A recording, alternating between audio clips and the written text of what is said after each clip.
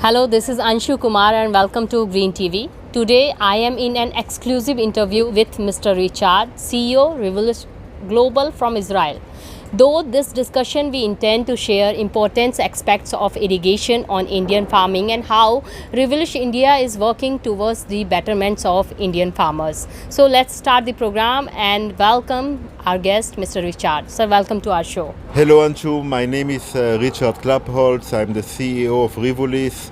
I've been the CEO of that company since 2014, more than 8 years now. Sir, we would like to know more about yourself and also want to about Rivulis India. Please tell us about the aim, mission and vision of this organization. Rivulis Irrigation is an Israeli drip irrigation company, among the three largest companies in that segment. To be honest, I'm very happy to be back here in India.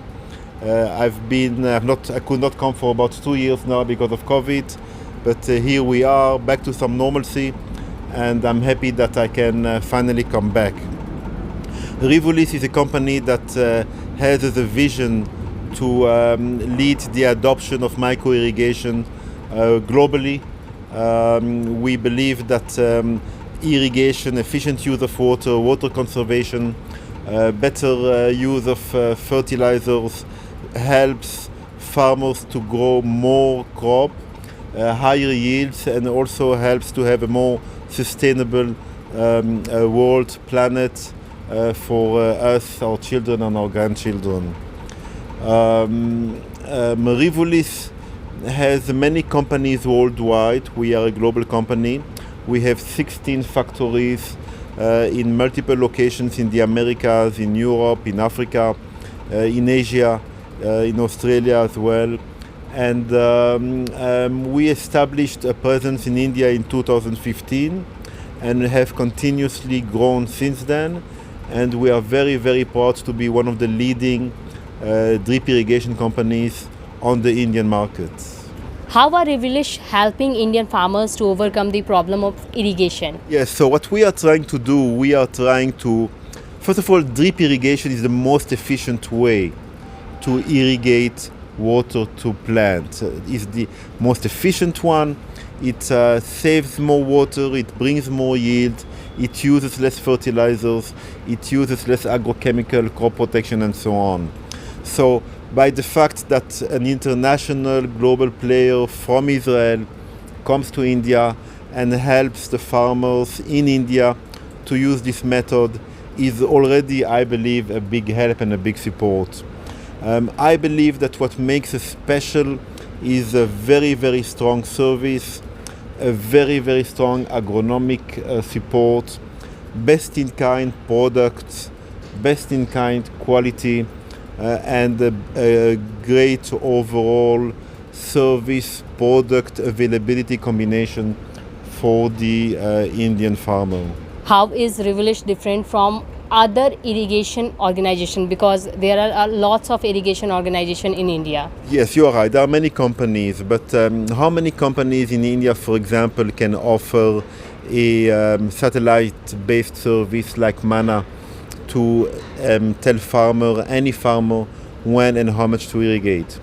How many companies in India use their own design software, hydraulic design software, to design best-in-kind projects for Indian farmers? Which other company in India has a wide array of products, including pressure-compensated drip irrigation solutions? So when you take all of these, we are probably the only one, or among the three only ones that offer such products in India. So we are very unique in many, many aspects in India. So you are telling about Mana irrigation. So please tell us about Mana irrigation. What is Mana irrigation and how it is helping Indian farmers in irrigation? Yes, so there are many. Mana is an agtech company using software and is a software as a service company. In India, there are many, many excellent agtech companies. India is maybe one of the world leaders in agtech. I will not name the companies, but many people know many of them. Mana is also an agtech provider, but what people do not know is that globally Mana is maybe the largest one and the most common one, with tens of thousands of farmers globally using that service. What we essentially do, we take satellite information, we take local weather data, we take very powerful agronomic models on multiple crops, combine all of them together, and tell farmers on their land with their data, very specific, when and how much to irrigate, and we do that without the need for sensors in the field. All is sensorless based only. So all what a farmer needs to do is register, mark their land, and they get on a daily basis exactly how much to irrigate. It is very unique, it is very affordable, it is very, very simple to use, but behind that is the best technology the world can offer today. What are the main products you are dealing with? So our main products are drip irrigation products. As I mentioned before, regular standard products and pressure compensated products. But what we do is we do everything that comes from the water source until the plant. So if we talk about system head, pumping, filtration, automation, valves, main pipes, sub-main pipes, everything that is needed to bring water from a well, from a river, from any water source to the plant is taken care of by Rivulis. So what are your future plans for Indian agriculture? Yeah, so we are very aggressive for the Indian market. We have gained significant market share in 2021 and 2020 throughout the COVID time. So we have been present all along. We have a factory, a very nice factory in Gujarat state, and we have added a lot of capacity in the last 2 years, and we plan on continuing doing what we have done in the last few years.